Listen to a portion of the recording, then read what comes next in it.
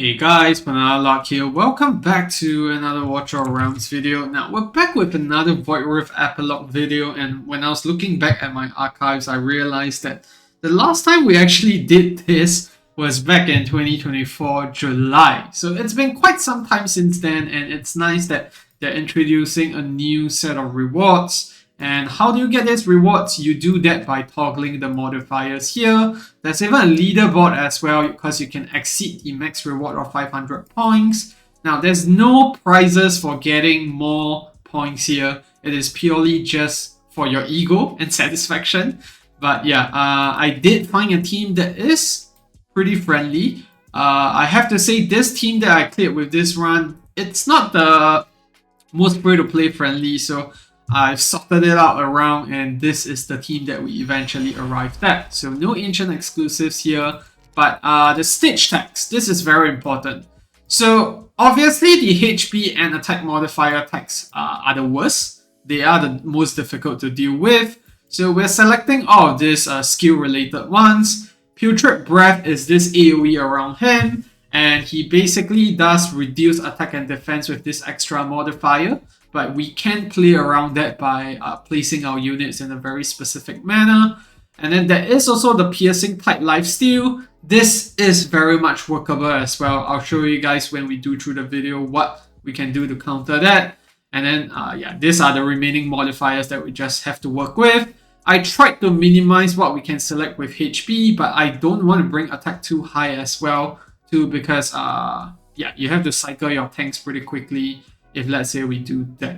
But maybe let's remove this max HP one, and we'll just increase attack by 200%, and we'll see how that goes, whether our tanks actually survive. Wait, why is that? Okay, there you go. So yeah, only one max HP modifier there, the rest goes into attack. Let's see if our tanks actually survive this. Yeah, let's get in without further ado. Alright, so what we're gonna do here first is we're gonna do hacks on the back lines here, and then let's do Diaotran there, swap stance, and then we'll do Earlist facing down over here.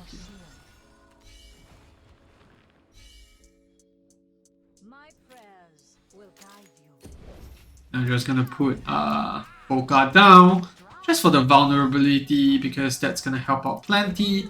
And you can see Hex is already shredding through the boss pretty quickly, which is good.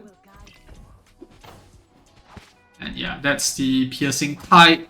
What I should have done is shown you guys how you can actually dodge that, but I'll show it later on. So I shouldn't have placed Volca down actually, because that prevented us from dodging the piercing type. Okay, so now that's down, we can despawn the rest of the units, and then let's put Vaughn and Silas down, and then we'll do King Husk at the side here.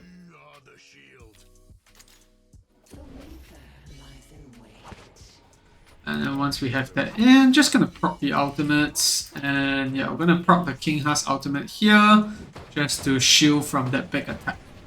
And now remember how I said we can dodge piercing type? So yeah, my King has died a bit too early, but what you're supposed to do is to despawn your tank so that the piercing type fails to find a target, and then he just does nothing, and right before he moves us, you put back the tank down. And this is just gonna help us to, you know, secure that kill.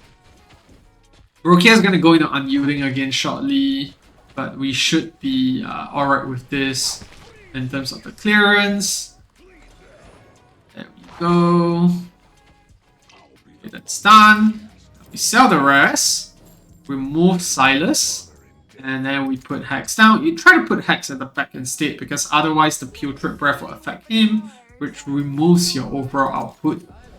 Now let's put this back in, and then we also have Araka on the side here.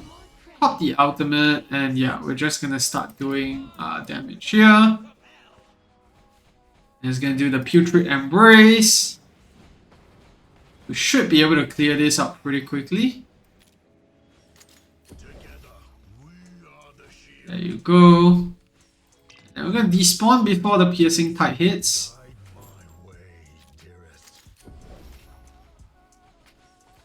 And yeah, we should be able to clear this down now.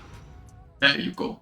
So it is a pretty quick stage because there is a timer on the top left hand in case you guys didn't realize. The slower you actually clear your runs, the harder it is to, sorry. It's not about difficulty. You just simply fail the run if you don't manage to clear the boss in time.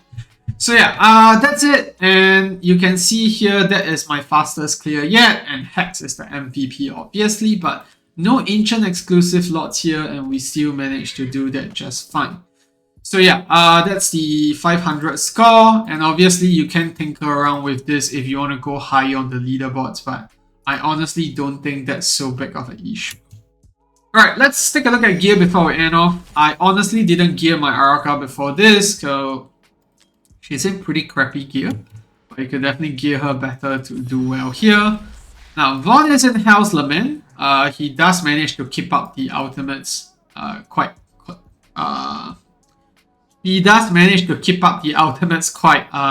reliably. And then we have Silas and Infernal Raw, so as the exclusive artifact. And then we have Hex, Soma Arcana, and then the exclusive artifact, obviously. Boka is just in a random set, doesn't really matter, you can use anything on her, we're just using her for the respawn timer reduction. And then my 3 tanks are all in Unshaken Whale, with the Bastion Ring, you can see right over here. I think only Broke here is in Tempered's Whale instead, because I don't have enough of the Bastion Ring sets, sorry, the Unshaken Whale sets. Earlis, healing gear, but doesn't really matter to be honest. She's not healing much because of the anti-heal from the boss. And then Diaotran is just in classic inspiration gear.